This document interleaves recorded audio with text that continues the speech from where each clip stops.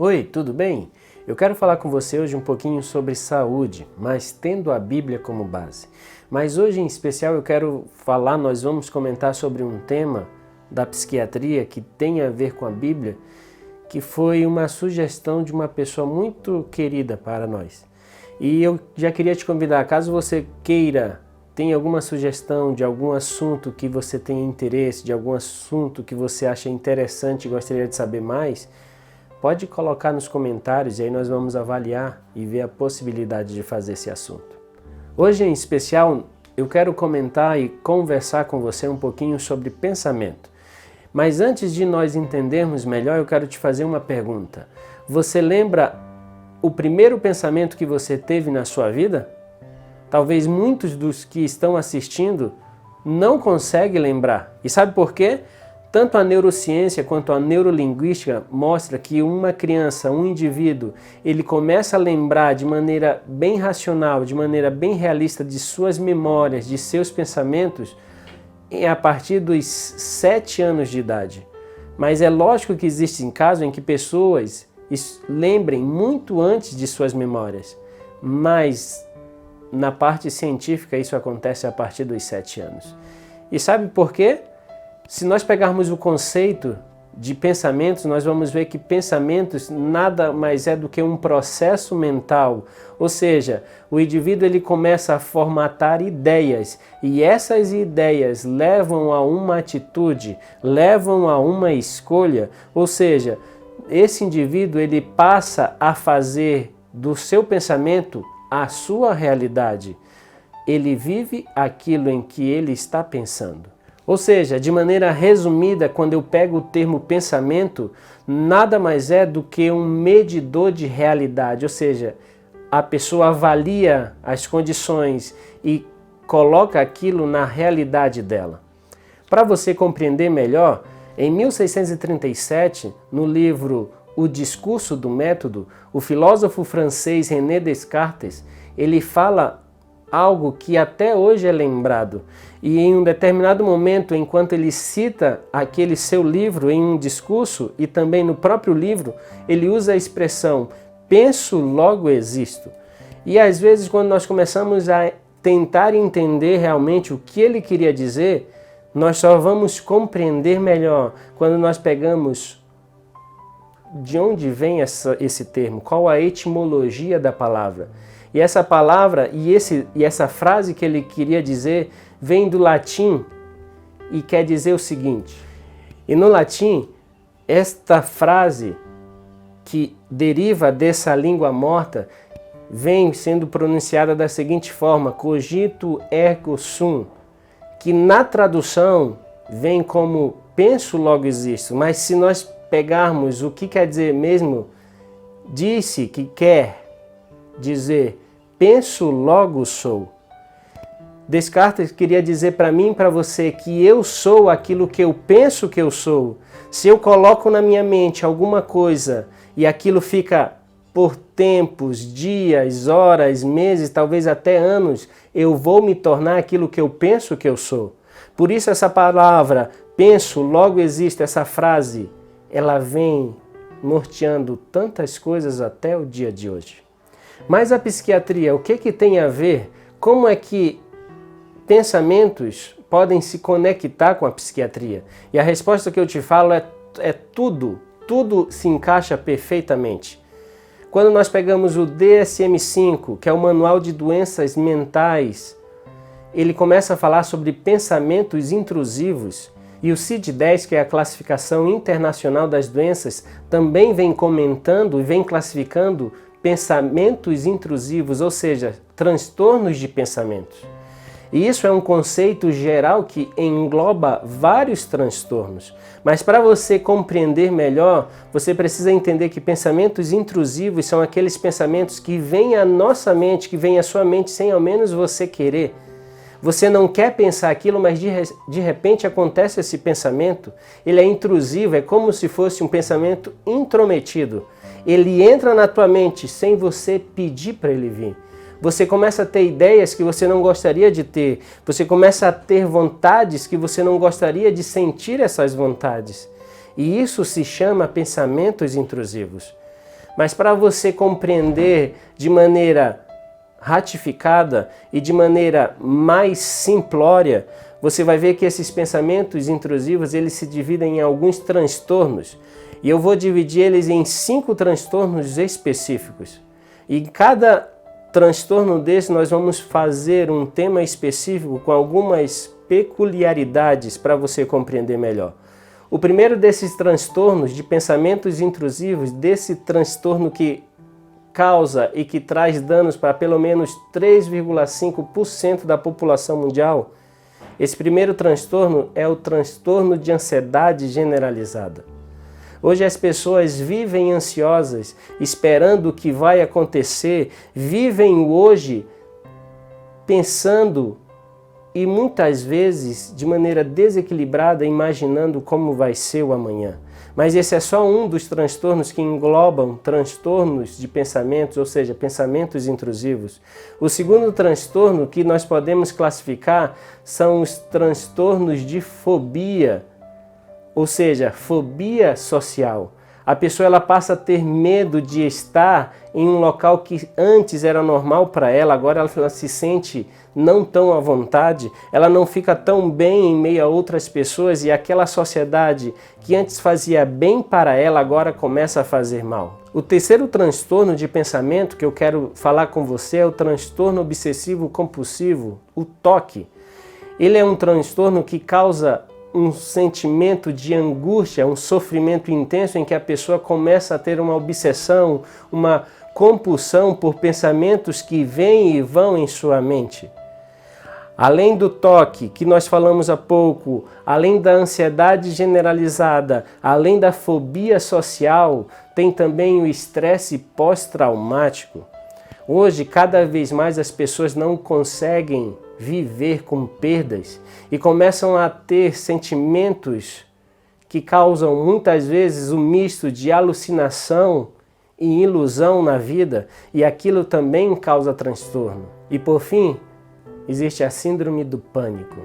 Quando nós pegamos o termo síndrome, significa o conjunto de sinais e sintomas, e esses sinais e sintomas afetam a mente do indivíduo, e por ter pensamentos intrusivos, aqueles pensamentos que entram sem ao menos ser convidados, aquilo causa transtornos de tamanha proporção que muitas vezes a pessoa não consegue sair de casa porque ela está envolta em um monte de sinais e sintomas que geram transtornos para a sua saúde psíquica. E sabe, se nós precisarmos o que esses transtornos causam, são 2 sintomas em especial que nós podemos distinguir dos outros sintomas.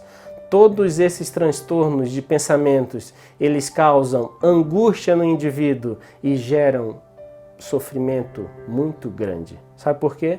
Porque ninguém quer viver nessa vida, ninguém quer ter e se sentir isolado, ninguém quer ficar à margem da sociedade, ninguém quer deixar que um problema cresça a tal ponto que ele não consiga suportar e prefere se isolar. E por isso que hoje a população sofre com esses transtornos que cada vez aumenta mais, em números pandêmicos que faz com que a nossa sociedade esteja doente. E quanto à Bíblia? O que a Bíblia pode falar para mim e para você? Deus ele nos fala através da Bíblia, lá em Jeremias, no capítulo 29, algo muito importante. E sabe por que a Bíblia parece que faz uma interface com a psiquiatria, com transtornos de pensamentos? Porque esses transtornos de pensamentos em base são determinados por aquilo que nós achamos que outros estão pensando, e aqueles pensamentos que vêm de maneira sem ser convidados começam a vir, começam a martelar em nossa mente, nós começamos a ficar desequilibrados. E agora Deus vem falar para mim e para você o que Ele pensa de nós. E lá em Jeremias, no capítulo 29, no versículo 11 em diante, diz o seguinte: Eu é quem sei que pensamentos tenho a respeito de vocês, diz o Senhor. São pensamentos de paz e não de mal, para dar-lhes um futuro e uma esperança. Então vocês me invocarão, se aproximarão de mim em oração, e eu os ouvirei. Vocês me buscarão e me acharão, quando me buscarem de todo o coração.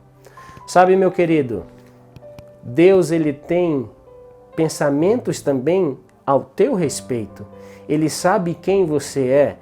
E talvez você esteja passando por uma situação de transtorno em que você mesmo não está se reconhecendo. Você mesmo pergunta a você, quem sou eu? Ou por que eu estou assim? E sabe, todas as coisas acontecem com um propósito. E em tudo que acontece, mesmo no momento você achar que aquilo não é bom, sempre tem um motivo. E Deus ele quer o melhor para você. Deus ele quer que você tenha uma saúde completa, quer que o teu psíquico funcione de maneira equilibrada. Para isso, algumas coisas precisam estar ajustadas. Mas eu quero terminar te contando uma alegoria. Conta-se uma história que um determinado rei de um reino longínquo, ele acreditava em Deus e tinha um servo que acreditava também em Deus, e sempre esse servo falava de Deus para esse rei. E eles eram muito próximos. O rei pegava e sempre que podia conversava com esse seu servo, sempre tinha companhia um do outro. E agora em um determinado momento, conta essa alegoria, que eles saíram para uma caçada. E agora, enquanto eles estavam nessa caçada, um animal feroz se aproximou deles.